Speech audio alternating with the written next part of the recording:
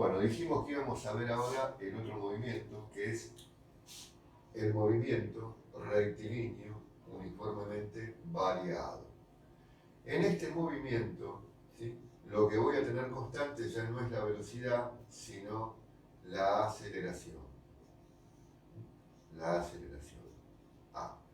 ¿Y qué es la aceleración? La aceleración es la variación de la velocidad respecto al tiempo. Variación de la velocidad respecto al tiempo.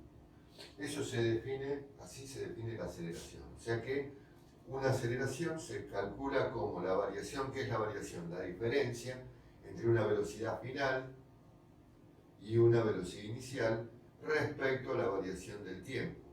De acuerdo a la definición, esta sería la ecuación para averiguar la aceleración. De acá ustedes despejan lo que quieran. Sí, lo que hay que averiguar, la aceleración la conozco. Me falta, por ejemplo, la velocidad final. A la velocidad inicial le sumamos el producto entre la aceleración y la variación de tiempo. Si quieren averiguar variación de tiempo, a la diferencia entre las velocidades final e inicial, la dividimos por la aceleración y tenemos el tiempo. Ahora, ¿en qué se mide la aceleración? La aceleración tiene como unidad en el sistema internacional el metro sobre segundo cuadrado. Por ejemplo, yo puedo tener una aceleración de 2 metros sobre segundo cuadrado, ¿sí? ¿Esto qué significa? Que la velocidad, en este caso, aumenta en 2 metros sobre segundos en cada segundo de tiempo. O sea, quiere decir que, por ejemplo, si el móvil partió el reposo, un segundo después va a tener una velocidad de 2 metros por segundo y otro segundo después de 4 y después de 6, o sea, que va incrementándose en esta medida en cada unidad de tiempo, ¿sí? Bueno, nos faltaría ahora cómo calculamos el desplazamiento en el movimiento rectilíneo uniformemente variado, ¿sí? Bueno, el desplazamiento, o sea, la variación de la posición, el delta X, lo vamos a averiguar con una ecuación cuadrática, porque el tiempo va a aparecer al cuadrado. El desplazamiento, delta X, en el MRV, va a ser la velocidad inicial por la variación de tiempo, hasta acá prácticamente igual a la fórmula del MRU, y a esto le vamos a sumar la mitad de la aceleración por la variación de tiempo elevada al cuadrado. Esto nos da la ecuación de desplazamiento. Y acá podemos despejar velocidad inicial, aceleración. Para despejar el tiempo, como acá tengo delta t y acá delta t al cuadrado, debería utilizar la fórmula resolvente de la ecuación de segundo grado, de la cuadrática, ¿sí? Muchos la conocen como la fórmula de Bhaskara. Pero ahora después vamos a ver que podemos llegar a evitar tener que hacer una cuadrática. Primero vamos a decir que de acá, yo si desarrollo y despejo delta X, como hicimos antes en el MRU, voy a obtener la ecuación horaria para el MRV que nos permitía averiguar posición en función del tiempo, ¿sí? Bueno, y esa ecuación horaria es posición inicial más velocidad inicial por tiempo menos tiempo inicial, que recordemos que la mayor parte de las veces lo puedo hacer valer 0, más un medio de la aceleración por el tiempo menos el tiempo inicial elevado al cuadrado. Esta es mi ecuación horaria para el MRV. Y bueno, les había dicho que a veces hay una solución más simple que nos impide tener que usar la cuadrática, o sea, nos acorta la solución del problema, y se conoce como la ecuación complementaria, o también conocida como ecuación sin tiempo. porque no depende para nada del tiempo. Y nos dice lo siguiente, dice que la aceleración se puede obtener como la diferencia entre los cuadrados de la velocidad final y la velocidad inicial dividida por el doble del desplazamiento. De esta ecuación, ¿sí? Ven que acá, si no conozco el tiempo, no lo necesito, podría averiguar igual la aceleración. Yo puedo despejar, eso supongo que saben cómo se hace. Para despejar la velocidad final, vamos a hacer la raíz cuadrada de la velocidad inicial al cuadrado más el doble de la aceleración por el desplazamiento. Si quieren averiguar, por ejemplo, el desplazamiento, a la diferencia entre los cuadrados de las velocidades, lo vamos a dividir por el doble de la aceleración. Y ahí tenemos, bueno, esta fórmula deriva de algo que van a ver más adelante, que es conservación de la energía mecánica, pero en realidad es muy útil y se puede utilizar sin ningún tipo de problema para resolver los parciales o ejercicios de biofísica. Bueno, nos quedaría ver el tema de los gráficos. En primer lugar vamos a decir que el movimiento rectilíneo uniforme, o sea, el movimiento MRUB, se puede dividir en movimiento rectilíneo uniformemente acelerado y movimiento rectilíneo uniformemente retardado. Bueno, esto es muy fácil de determinar y no piensen, porque a lo mejor lo vieron así en el colegio, que si la aceleración es negativa el movimiento va a ser siempre desacelerado. Todo depende de cómo se combinen los signos de la velocidad y de la aceleración. Nosotros, para el signo, ¿qué es lo que me indica el signo de una magnitud vectorial, como son velocidad, aceleración, desplazamiento? El signo me indica el sentido del movimiento, o el sentido del vector, mejor dicho. ¿Sí? Entonces, tenemos que adoptar una determinada convención. Yo voy a utilizar la que se utiliza en los ejes cartesianos, ¿sí? Que me dice que velocidad o un vector cualquiera, vamos a poner vector B, es positivo a la derecha, negativo a la izquierda, positivo hacia arriba y negativo hacia abajo. Igual que los ejes cartesianos X e Y. Velocidad puede ser, bueno, en realidad velocidad, aceleración, cualquier magnitud, velocidad, aceleración. Bueno, entonces, ¿cuándo el movimiento va a ser acelerado? ¿Sí? ¿Cuándo va a ser un movimiento acelerado? Cuando yo tengo que velocidad y aceleración con igual sentido. Así que, por ejemplo, si la aceleración es negativa, pero la velocidad también es negativa, tienen el mismo sentido y el movimiento es acelerado. En cambio, acá, velocidad y aceleración con diferente sentido. Quiere decir acá que si yo tuviera, por ejemplo, una aceleración positiva, pero la velocidad es negativa, como el tiro vertical hacia arriba, por ejemplo, no, sí, podría ser no, en ese caso la aceleración es negativa, pero imagínense en un movimiento donde el móvil está retrocediendo y frenando al mismo tiempo. Como está frenando, la aceleración va a ser positiva, va a tener sentido, pongamos, hacia la derecha, mientras que la velocidad va a estar dirigida hacia la izquierda. En ese caso, la aceleración es positiva, pero sin embargo el movimiento es uniformemente retardado. ¿Por qué? Porque velocidad y aceleración tienen sentidos opuestos. Bueno, respecto a los gráficos, tenemos en primer lugar tiempo y aceleración. La aceleración es constante, entonces siempre voy a ver la aceleración en un gráfico como una recta paralela al eje del tiempo. Bueno, ¿cómo voy a ver el gráfico de velocidad? La velocidad, si acá tengo tiempo, acá velocidad, va a haber una velocidad inicial y a partir de ahí puedo tener distintas opciones, o sea, la recta puede ser creciente, ¿sí?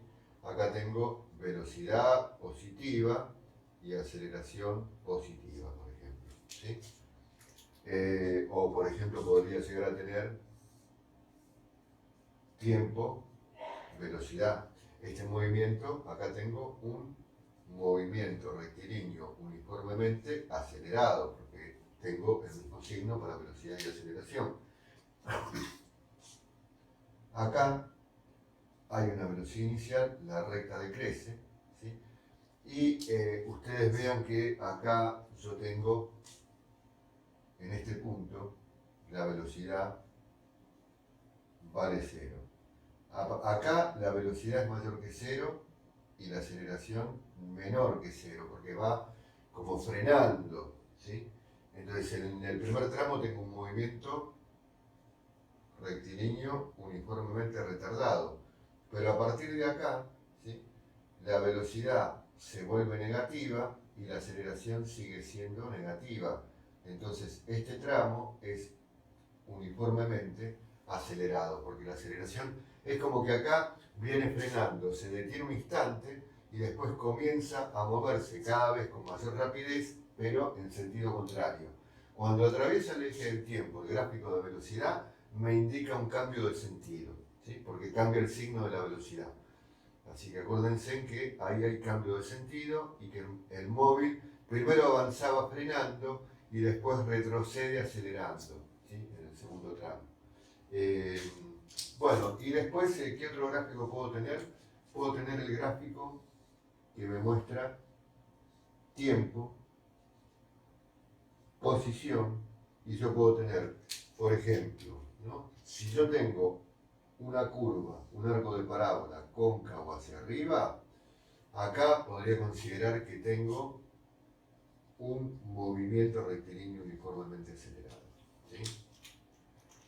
Y si nosotros tenemos el arco de parábola con la concavidad dirigida hacia abajo, tiempo, posición, acá está mi posición inicial, ahí no parte del origen, sino que parte de un punto alejado del origen, el origen está acá en 0, esta es la posición inicial. Ahora voy a tener un arco de parábola cóncavo hacia abajo, ¿no?, y esto me está indicando un movimiento rectilíneo uniformemente desacelerado o retardado, ¿sí?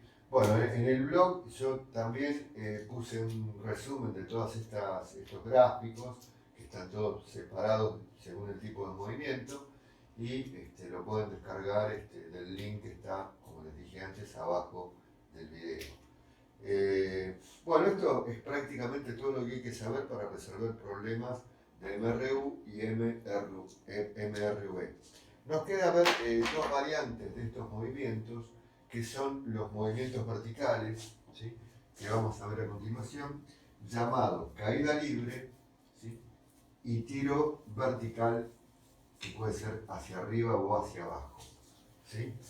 Bueno, estos movimientos lo que tienen como característica, primero, que son movimientos uniformemente variados, y la aceleración que vamos a utilizar la vamos a considerar constante, como es un movimiento uniformemente variado, pero con un valor que, si estamos en la Tierra, ¿sí?, que estamos cerca de la superficie terrestre, va a tomar un valor fijo que se llama aceleración gravitatoria, se indica con la letra G, y vamos a utilizar el valor de 9,8 metros sobre segundos cuadrados, que generalmente lo vamos a redondear a 10 metros sobre segundos cuadrados.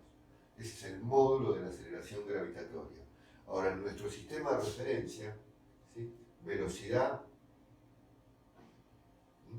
aceleración, como dijimos antes, cuando yo tiro un objeto hacia arriba, va a tener velocidad positiva. Si el objeto está descendiendo, va a tener velocidad negativa. Bueno, acá no me interesa porque se va a mover verticalmente, ¿sí?, tanto para la aceleración, ¿sí?, como para la gravedad. Acá, en estos movimientos, que serían la caída libre y el tiro vertical, ¿sí?, aparece G que es la aceleración gravitatoria, ¿sí?